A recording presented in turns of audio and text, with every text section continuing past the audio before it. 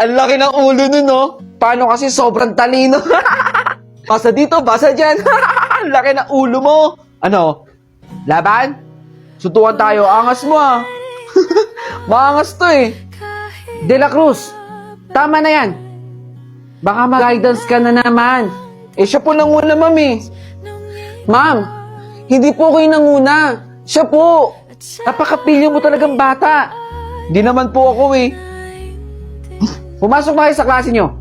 Ikaw talaga, De La Cruz, pasaway ka, ah. Dumating lang si ma'am. Mamaya ka sa akin. Yan, tama yung sagot na yan. Oo, tama. De La Cruz! Tatanga-tanga kasi. Sobra ka na, ha? Andiyan na si ma'am. Okay, to sum up our lesson for today, ma'am, De La Cruz, time na po. Uwian na. Uwian na, di ba? Uwian na, di ba? Di ba? Please sit down. De La Cruz, wala na ba talaga natitirang kahit anong respeto sa'yo? Nagsasalita pa ang teacher niyo dito sa harapan, tapos kayo, ganyan ang mga asal ninyo? Lalo ka na, De La Cruz. Papuntahin mo magulang mo dito bukas, ha? Gusto ko silang makausap. Sorry po, ma'am. Sige, don't forget your assignment class. Cruz. De La Cruz. Ma'am, absent po si De La Cruz. Absent na naman. Ilang araw na absent si De La Cruz, ha? Ano nangyari doon?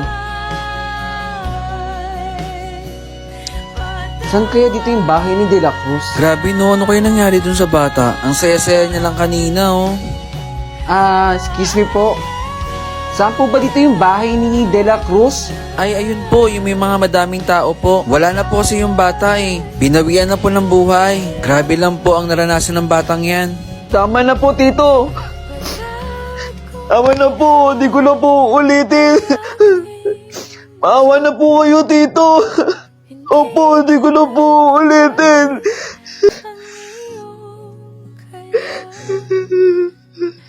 Naku, salamat sa pagbili, ah. Isang pompom tsaka bangus. Boy, tignan mo si De La Cruz. Panay-panay na naman ang tinda dito. Sige, kahit mamaya na yung bayad. Baka mahuli pa kasi tayo ni Mami. Ito sa'yo, oh. Wala talaga. Mahirap na tao talaga yan si De La Cruz, no? Ay, nako. Mamaya na lang. Andiyan na si Ma'am. Baka mahuli tayo. Ewan ko ba dyan? Ano ba ang trip niyan sa buhay? Mamaya, pagtripan natin.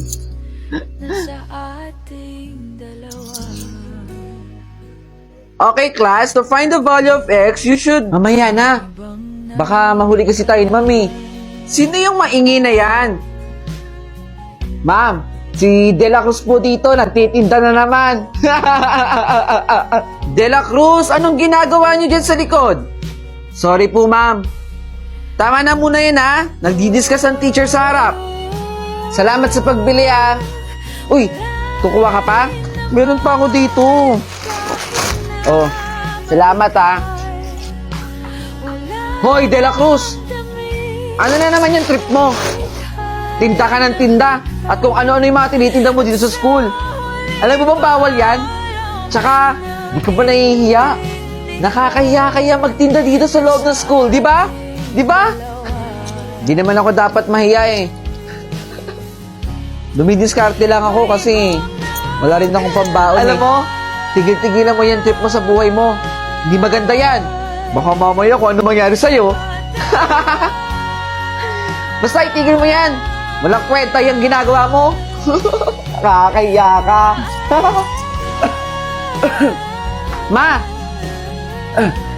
Anak, nandiyan ka na pala. Meron na po tayong pambili ng gamot ninyo. Talaga ba, anak? Tara, ma.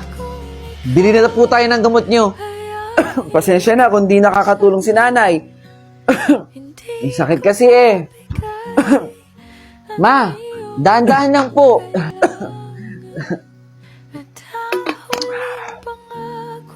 Si De La Cruz ba yun? Kasama niya ba yung nanay niya? Ibig sabihin, may sakit yung nanay niya? Tsaka kaya siya nagtitinda kasi para tulungan yung nanay niyang may sakit. De La Cruz! Talaga ba? Ako yung top 1? Oo, ang galing mo talaga, De La Cruz. Nako, matutuwa yung magulang ko. Salamat ha! Si De La Cruz na naman ang top 1. Eh, ganun naman talaga eh. Kapag kasipsip ka sa teacher, magiging top student ka. Di ba, De La Cruz? Kasalanan ko ba nag-aral ako ng mabuti? Alam nyo, kung sino naman talaga ang matalino doon sa klase natin, wala nang iba kundi ako yun. Kasi ginagamitan ko talaga ng utak. Eh si De La Cruz, ginagamitan ng diskarte. Diskarting sumipsip. Hindi yan totoo ha. Bawiin mo yan, Fernandez. Alam mo, tigil-tigil mo yung pagiging sipsip mo. Wala ka rin patutunguhan, De La Cruz. What is the product of a two positive integers? Teka, alam ko to eh. Anyone? De La Cruz, the product of a two positive integers is positive. Si De La Cruz na naman. That's correct.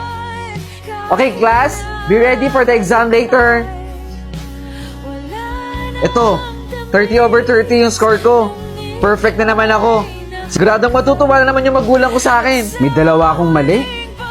Perfect pa si De La Cruz, ha? Fernandez, anong score mo? Ito, 28/30 lang score ko.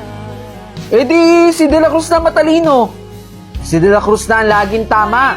Si De La Cruz na ang laging top student. Kaya dito. Ala, grabe, nagalit agad siya. Kaya nga eh, ano kaya yun? Yan yun na si Fernandez. Class, before tayo umuwi, meron lang akong i-announce. Nag-leak daw ang answer sheet. Kaya marami sa inyo nakakuha ng mataas na score. Wala akong uuwi dahil kakapkapan ko ang bawat isa sa inyo. Okay, De La Cruz, ikaw naman. Ma'am, ito po yung bag ko.